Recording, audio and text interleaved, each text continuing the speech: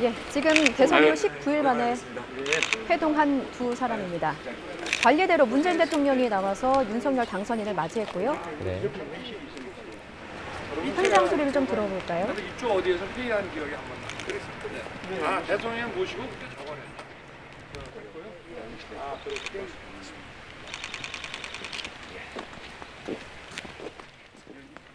예, 지금 문재인 대통령과 윤석열 당선인이 만나서 지금 청와대 여민관 앞에서 만나서 녹지원을 가로질러서 이제 상춘제 앞으로 이동하게 됩니다. 네. 이제 역대 신구 권력 사이에 첫 회동 가운데는 가장 늦게 열리는 회동으로 전해지고 있습니다. 네. 이전까지는 2007년과 2012년에 이제 9일 만에 회동이 가장 늦은 만남이었는데요. 이번에 19일 만에 만나게 되면서 권력 사이의 첫 회동에서 가장 늦게 만나는 이 당선인과 대통령이 가장 늦게 만나는 그런 만남이 됐습니다. 예, 당초 16일 회담에서는 오찬과 또 독대가 예정이 돼 있었는데 네. 오늘은 만찬과 배석자 동석으로 변경이 됐습니다. 지금 화면에서 장제원 당선인 비서실장의 모습도 보이는데요. 네. 그렇다면 이제 문재인 대통령과 윤석열 당선인 그리고 유영민 대통령 비서실장과 장제원 당선인 비서실장 이렇게 배석을 해서 오늘 회동이 진행됩니다. 네.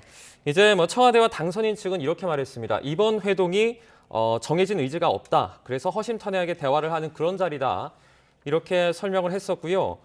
실제로 어떤 의제들이 나올지 저희가 여러 가지 물망에 오르는 것들이 있지만 일단은 회동 전에 정해진 의제는 없는 그런 허심탄회한 자리다. 이렇게 양측이 합의를 했다. 이렇게 전해지고 있습니다. 예, 허심탄회한 대화를 강조한 만큼 일단 알려지기로는 이제 비서실장들이 배석한 것으로 알려지고 있지만 네.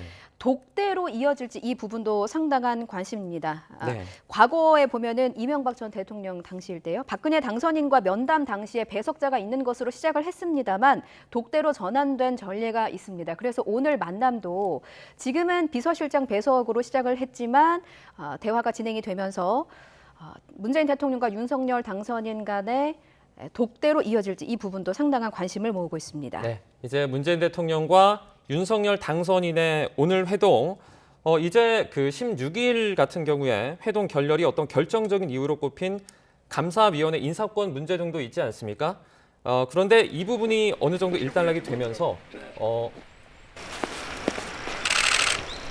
지금 문재인 대통령이 윤석열 당선인에게 청와대 경례 소개를 하고 있습니다. 네. 사실 윤석열 당선인이 검찰총장 시절에 이제 마지막으로 청와대에 왔던 게 2020년 6월입니다. 이때 당시 여민관에서 반부패 정책 협의회를 하면서 문재인 대통령과 같은 테이블에 앉았었는데 1년 9개월 만에 오늘 다시 두 사람의 회동이 이루어졌고 윤석열 당선인의 경우는 1년 9개월 만에 다시 청와대에 들어온 셈입니다. 네, 이제 정해진 의제는 없다 저희가 이렇게 설명을 해드렸지만 일각에서 이제 다뤄질 것으로 추측이 되는 의제들이 몇 가지가 있습니다. 그 중에 하나가 이제 코로나19 관련 손실보상 등의 어떤 위기 극복 방안이 이제 얘기가 되지 않을까 이런 추측이 좀 가능하고요.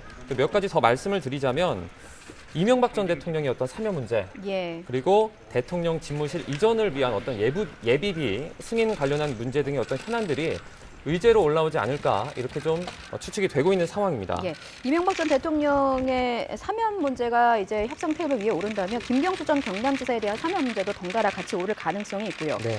윤석열 당선인이 이제 문재인 대통령에게 민생이나 안보 현안에 대해서 얘기할 것이다 이렇게 얘기한 바가 있기 때문에 앞서 말씀하셨던 코로나19 손실보상을 위한 추경 편성과 함께 북한 ICBM 발사와 추가 도발 대응 방안도 함께 논의될 가능성도 있는 것으로 지금 추측이 나오고 있습니다. 네.